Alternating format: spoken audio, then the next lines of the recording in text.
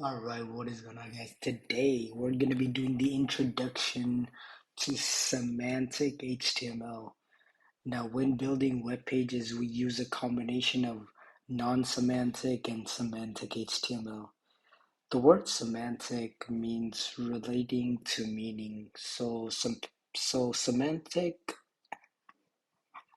elements provide information about content between the opening and closing tags.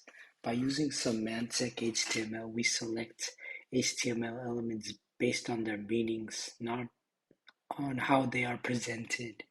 So,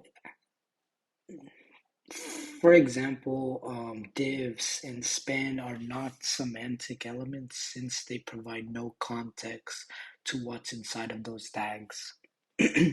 So, for example, instead of using a div element to contain our header information, we could use a header element, which is used as a heading section. By using a header tag instead of a div, we provide context as to what information is inside of the opening and closing tag.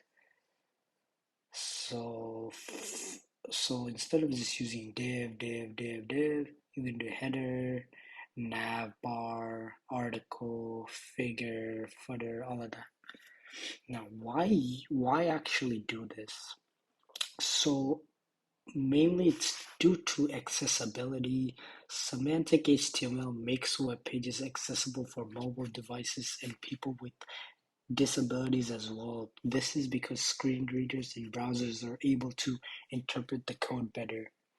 And if you are more business minded, it does also improve your SEO or search engine optimization, which is basically the process of increasing the number of people that visit your web page. And with better SEO, search engines are better able to identify the content of your website and weight the most important content appropriately. And it also, of course, makes it easier to understand. Um, Means your source code is really easier to read for other web developers as well. To better understand this, you can think of comparing non-semantic HTML to going to a store with no signs on the aisles. Since the aisles are labeled, you don't know what products are in those aisles. However, stores that do have signs for each aisle make it a lot easier for you to find items you just need, just like semantic HTML. And that's really the key difference.